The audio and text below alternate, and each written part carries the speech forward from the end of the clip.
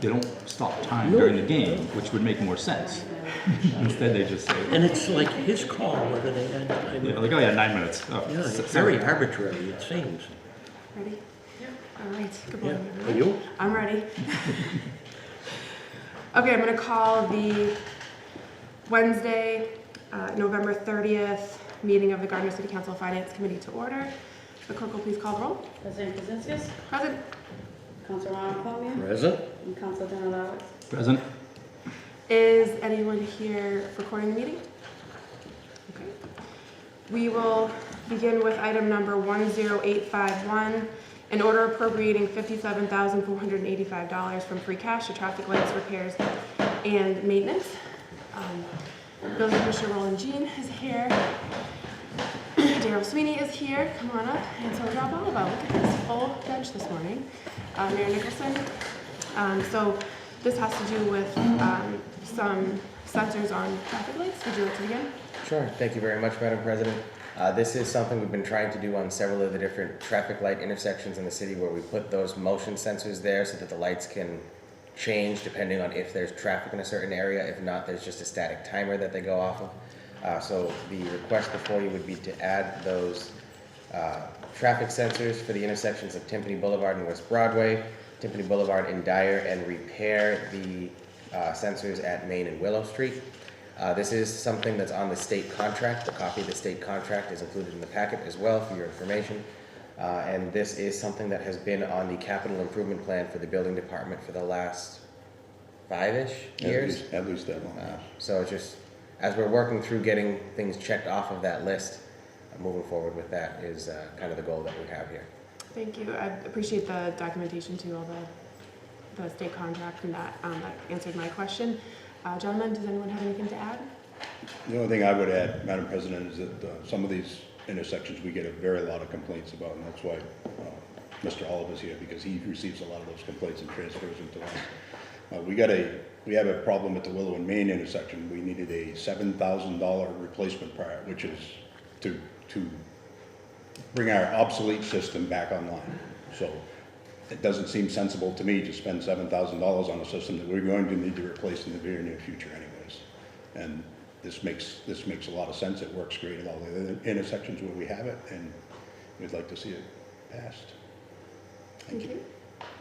Any questions, comments from the committee? This just the lights, or is this have to do with the crosswalks too? It's the lights, it's the traffic movements. Yeah. So it gets away from the timer system that we have, and it just prioritizes movements based on what it senses. Yeah, no traffic there. Yeah. I mean, I know in the past they used to have these loops in the road. None of these intersections do, or those aren't They do. functioning anymore? No. They currently have loop detectors in the ground. I think over at the Tiffany and 2A, when they repainted and did the road over there, the line was actually forward, and I think where the loop detectors were placed, they were actually in the wrong place, because to make the trucks that are coming off of west to go towards north 68, they can't make that turn if the traffic's up too far, so they had to push it back. But the loop detectors, I believe, were actually not put in the right area, and that's why we're having a lot of the things that if you're not over that loop detector, you can't collapse the field. That triggers the notification that there's a vehicle there. And these devices that you're going to use are like the ones I've seen before. They look like a camera. It is a camera. Roundabout. It's a Looks like camera, yeah. Yeah, But there are a it's lot. not for trapping people and No. it's not for This only. enforcement. I want to make that. I know It that. recognizes traffic and adjusts the light accordingly. That's all it does. Right, it tracks a vehicle going through, so if a car was to take a right-hand turn, well, it tracks that vehicle going through the right-hand turn, so it doesn't force any lights Oh. where it needs to be. Whereas the loop would. Where a loop, once it activates, it starts to cycle. So the camera is definitely helps with the flow of traffic versus the loop detectors, because the ground loop detectors actually signals the controller that there's a vehicle there, and once it locks in, it doesn't realize the vehicle is gone at this point, because it's already locked into the cycle, ready for that, so. I assume a lot of the complaints were on Timpani, if you're people taking a left onto West Broadway, where that wasn't triggering. I know people cut through the shell because they get very frustrated sitting there for a second. Apparently you've heard some too. I may live right there too.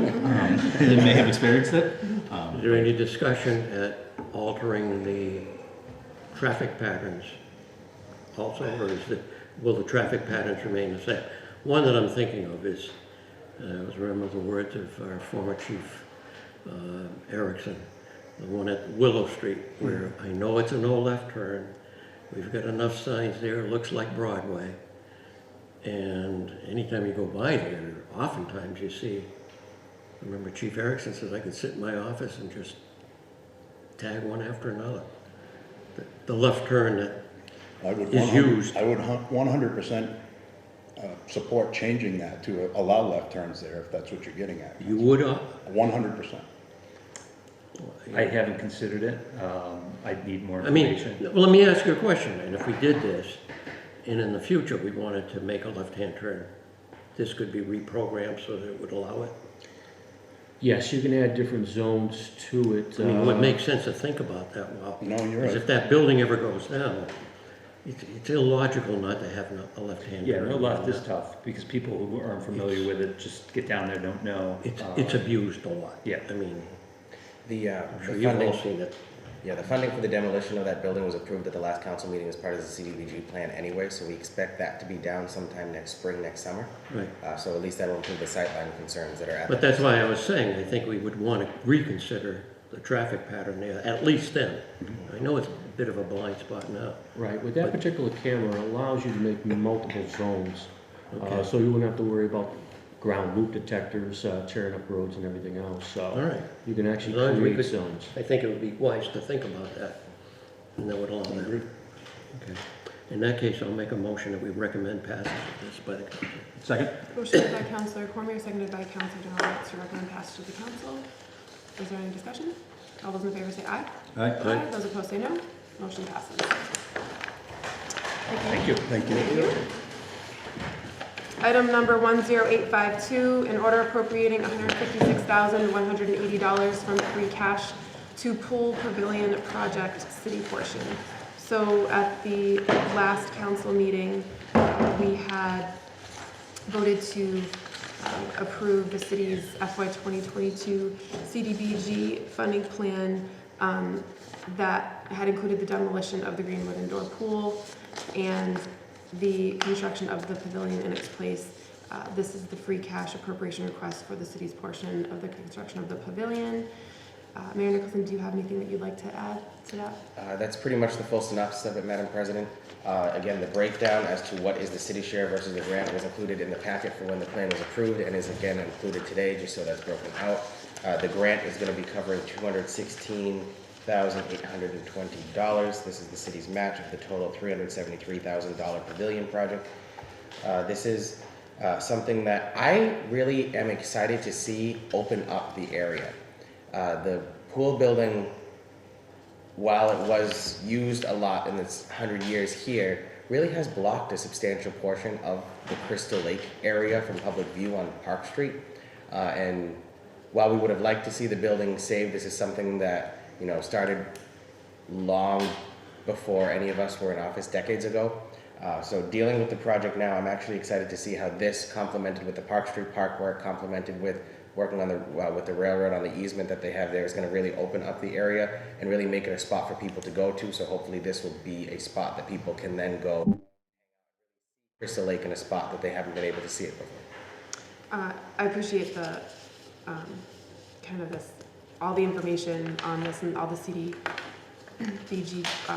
like the plan here. I think it's really, the grid here is really helpful, and obviously all the other information that explains it along with it. I know these are in our packet and I know that they're public, but I would, you know, if there's a place in the community, the economic development like website or whatever, if this can be included there. Obviously the Greenwood Pool has been a project in front of the city for a while that I know the public is very interested in, and as everything should be there anyway, but I just want to make sure this is included there because I found it really helpful to understand what the money is, where it goes, even though we we deal with the CDBG, funding all the time. I think it would be helpful for the public to have it there. So maybe it already is there, but if it isn't exactly what's in our packet, I think it would be really helpful to be online somewhere. So we could, if we get questions, we can also refer people to it. And my other just question on this 156,000. So this is the city's match, the 216,620 820 that we did at the meeting. That is the CDBG portion of it. So the total, everything all together, is the 373. Will we see anything in the future on this? Any type of money, cash funds that we can project right now? Right now, no. This should cover the project as it sees now per the latest report that we have from Tyne Bond Engineering. We had a report done in 2020 that I shared with the council before. We had that rechecked just because of inflation times. The price did go up a little bit. So this reflects that increased cost for the construction of the pavilion. Who knows how the market's going to trend before this project breaks ground in May. But we also have to wait for the demolition to be done first, and if that happens in the April-May timeframe, then this could be sometime after that. So we'll see, but we don't anticipate any additional funds, at least at this time. I feel like it is also worth pointing out that this is for the pavilion portion, as I said in my letter, just for the record for the public watching this meeting after. This has nothing to do with the demolition of the building. The demolition of the building, the funding is already coming from the grant.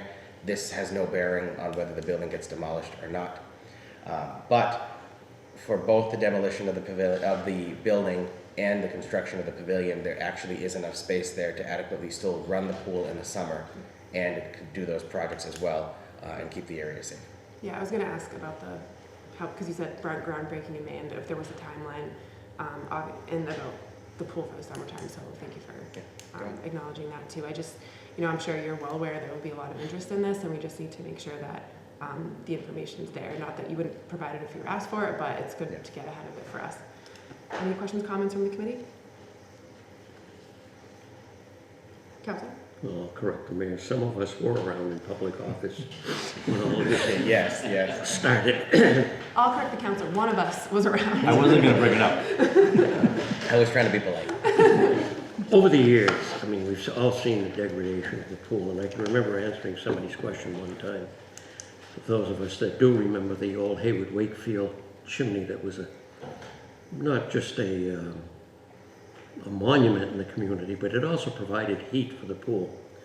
And it was pointed out to me that years ago when the family donated the pool, it was with the stipulation that the city would maintain it.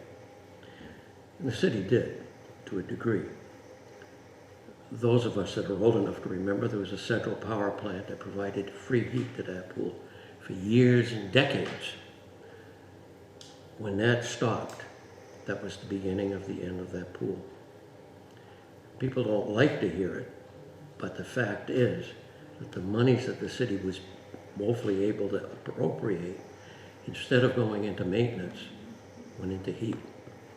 Because heating that building was, you think it's bad for your house. It's like trying to heat the outdoors, number one. So I think that was the beginning of it. At one point, a survey was done, one of many, at the behest of people that have great interest in it, and I say I do also. But that survey indicated an incredible cost to restore it. Not that it couldn't be, but it also indicated that there probably wouldn't be a great use of it. Not as it was in the old days, if you will. Times have changed, other facilities have appeared. So I think that was another nail in the coffin, if you will. And then the last question I have is, I think we appropriated money for a pool filter system or upgrade. Has that been taken care of? So It has, for the outdoor pool, yes. Okay. And then the last thing I have, this would be a good opportunity. Can you give us a little verbal summary of what the appearance of this would be? Sans pool. Absolutely. So the pavilion would go over where the body of the indoor pool is now. We'd like to keep it in respect for what the history of the area is, because it was a very important building in the city for over 100 years. So the pavilion itself will be built over where the body of the pool is. the sidewalk around the pavilion will have things that say 3 feet, 5 feet, deep end, no diving, where it was printed on the actual bed of the pool itself, so that we can, you know, honor the fact that there was a pool there that many people swam in and have connections to. Things like the sign on the front of the building that says Greenwood Memorial, the cupolas on the top, all of those will try to be incorporated into the new pavilion itself. The Greenwood name is not changing because they did donate the land and the resources for that to be there. We are going to be putting up historical markers like you'd see on several different places, those angled boards, if you will, that have information and pictures of what it used to look like, what was there, the meaning of the location, different swimmers that were there, who the Greenwood family was, and different things like that will also be incorporated into the site, again, as a mark of respect for what went on there and what happened. Back in 2010, all of the trophies, certificates, awards, ribbons, and everything like that were removed. Not 2010, 2015 were removed from the facility. The only things that are still left there are a couple of duplicate newspaper clippings or copies of newspaper clippings that were left on different corkboards, particularly by the entrances.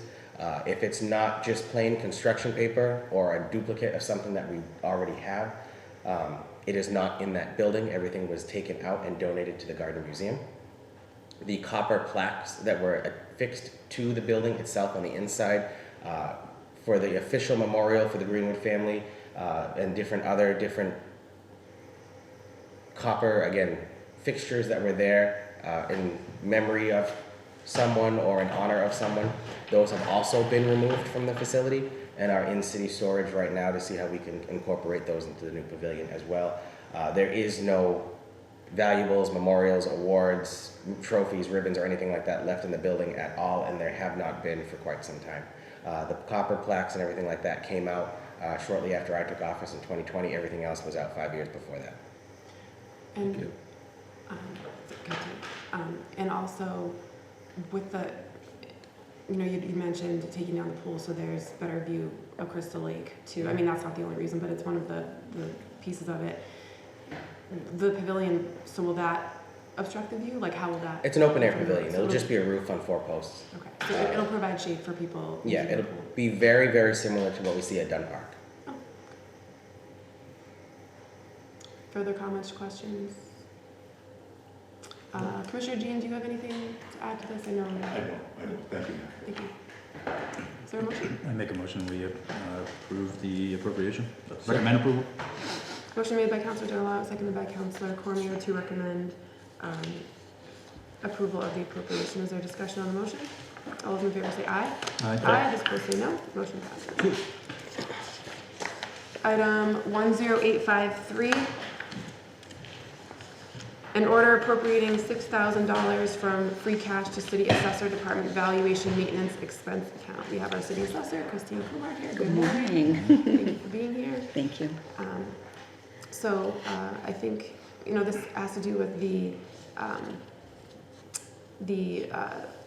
way that the information is stored, I think, Yes. at this point, and the kind of the efficiency of how that works. Yes.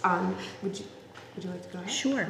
So with our 5-year revaluation with Vision, part of what they worked out with us for ease on everyone's part was having our data transferred to the cloud.